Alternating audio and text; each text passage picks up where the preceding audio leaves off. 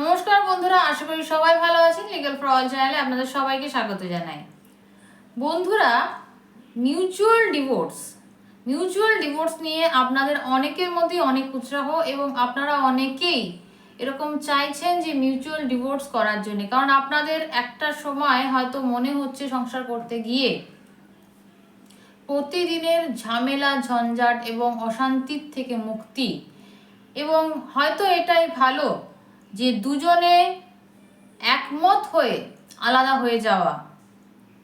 এটাতে কিন্তু mutual divorce বলা হয়। মিউচুয়াল ডিভোর্স এভাবে করতে হলে আপনাদেরকে অবশ্যই জয়েন্টলি একটি পিটিশন করতে হবে এবং কোর্টে একদিন আপনাকে যেতে হবে, সেদিনকে কিন্তু আপনার ফাইনাল হিয়ারিং হবে।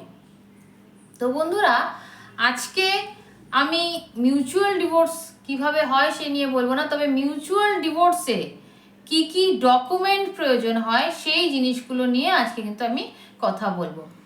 আপনারা অনেকেই চান মিউচুয়াল ডিভোর্স করানোর জন্যে। তো মিউচুয়াল ডিভোর্স করার জন্যে কি কি স্পেশাল ডকুমেন্ট আপনার থাকা দরকার, কি কি ডকুমেন্ট আপনাকে থাকতে হবে, না হলে মিউচুয়াল ডিভোর্স আপনি অ্যাপ্লাই করতে পারবেন না, সেই নিয়ে কিন্তু আলোচনা করব। বন্ধুরা, যদি আপনার কাছে আপনার আধার কার্ড, ভোটার কার্ড এবং বিয়ের ম্যারেজ সার্টিফিকেট থাকে, তাহলে কিন্তু আপনি ডিভোর্সের জন্য অ্যাপ্লাই করতে পারবেন, মিউচুয়াল ডিভোর্সের জন্য অ্যাপ্লাই করতে পারবেন। মিউচুয়াল ডিভোর্সের জন্য অ্যাপ্লাই করার জন্য আমি একটা স্পেশাল ডকুমেন্টের কথা বললাম, যে ম্যারেজ সার্টিফিকেট। এবার অনেকেই আপনারা প্রশ্ন করবেন যে আমার তো ম্যারেজ সার্টিফিকেট নেই, কারণ আমার ম্যারেজ রেজিস্ট্রি হয়নি, তাহলে কি আমি মিউচুয়াল ডিভোর্স অ্যাপ্লাই করতে পারবো না? নিশ্চয়ই পারবেন। যদি আপনাদের ম্যারেজ সার্টিফিকেট থাকে তাহলে অবশ্যই আপনাকে সেটা প্রেজেন্ট করতে হবে। যদি না থাকে তাহলে প্রেজেন্ট করতে হবে না। বিয়ের কোনো ছবি কিংবা বিয়ের কোনো প্রমাণ আপনাদেরকে দিতে হবে। এরপরে যদি বলেন যে বিয়ের কোনো ছবি কিংবা প্রমাণ তো আমাদের কাছে নেই, যদি আপনার বাচ্চা থাকে সেটাই কিন্তু আপনার বিয়ের সবথেকে বড় প্রমাণ। আপনার বাচ্চার জন্ম সার্টিফিকেট কিন্তু দিতে হবে মিউচুয়াল ডিভোর্সের সময়। তো এই ডকুমেন্টসগুলো আপনার আধার কার্ড কিংবা ভোটার কার্ড, আপনার পাসপোর্ট সাইজ ফটো এবং আপনার বিয়ের সার্টিফিকেট অথবা আপনার বাচ্চার সার্টিফিকেট, কিংবা যদি দুটো থাকে তাহলে দুটোই, যাদের যেটা থাকবে সেটা দেবে এবং যাদের দুটোই থাকবে তারা দুটোই দেবে। এই হচ্ছে ডকুমেন্ট লাগে মিউচুয়াল ডিভোর্সের জন্য।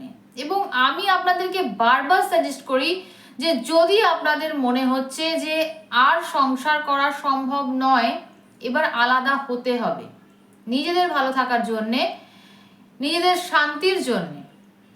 কারণ অনেক সময় এরকম হয় যে বিয়ে হওয়ার পরে যে মানুষটাকে বিয়ে করেছিলাম মনে হয়েছিল সেই মানুষটা আস্তে আস্তে বদলে যায়, কিংবা তার আসল চেহারা আমরা জানতে পারি পরবর্তীকালে, কিংবা তার সঙ্গে মনের মিল হচ্ছে না। সে এক ধরনের মতাদর্শ পোষণ করেন এবং আপনার এক ধরনের মতাদর্শ, তার সঙ্গে কোনোভাবে মিল হচ্ছে না। রোজ রোজ ঝগড়া ঝাঁটি ঝামেলা, এবং এর ফলে সব থেকে বেশি যে নিপীড়িত হয় সে হচ্ছে আপনার সন্তান। আপনার সন্তানের উপরে সব থেকে বেশি চাপটা পড়ে এই রোজ রোজ ঝগড়া ঝাঁটি ঝামেলার জন্য। তো সেই জায়গা থেকে মুক্তির জন্য অবশ্যই কিন্তু সব থেকে সহজ এবং সরল পদ্ধতি যদি আপনি জানতে চান, আমি বলবো মিউচুয়াল ডিভোর্স। সব থেকে কম সময়ের মধ্যে এবং সবচেয়ে কম ঝামেলার মধ্যে আপনি এই মিউচুয়াল ডিভোর্স পেতে পারেন। এবং এই কয়েকটি ডকুমেন্টস যদি আপনার থাকে তাহলে অবশ্যই আপনি মিউচুয়াল ডিভোর্স অ্যাপ্লাই করতে পারেন। এবং আরও একটি বিষয়, সেটা হলো আপনার বিয়ের থেকে 1 বছর সময়কাল আপনাদেরকে অবশ্যই অপেক্ষা করতে হবে মিউচুয়াল ডিভোর্স অ্যাপ্লাই করার জন্য। আপনার থেকে আপনার সঙ্গীর 1 বছরের আলাদা থাকা প্রয়োজন মিউচুয়াল ডিভোর্স অ্যাপ্লাই করার আগে। যেদিন আপনি মিউচুয়াল ডিভোর্স অ্যাপ্লাই করবেন তার আগে আপনাকে 1 বছর আলাদা থাকতে হবে। তো বন্ধুরা, আশা করি মিউচুয়াল ডিভোর্স সম্পর্কে কিছু তথ্য আপনাদের যেগুলো দিতে চেয়েছিলাম সেগুলো দিতে পেরেছি এবং আপনাদের কিছু প্রশ্নের উত্তর দিতে পেরেছি। যদি মিউচুয়াল ডিভোর্স নিয়ে আপনাদের আরও কোনো জিজ্ঞাসা থাকে তাহলে অবশ্যই আমাদেরকে কমেন্ট করে জানাবেন। আশা করি আজকের ভিডিও আপনাদের ভালো লাগলো। যদি ভালো লেগে থাকে তাহলে নিশ্চয়ই লাইক কমেন্ট শেয়ার করবেন, সাবস্ক্রাইব করে অবশ্যই আমাদের পাশে থাকবেন। দেখা হচ্ছে পরবর্তী ভিডিওতে। ততক্ষণ ভালো থাকবেন, সুস্থ থাকবেন। নমস্কার।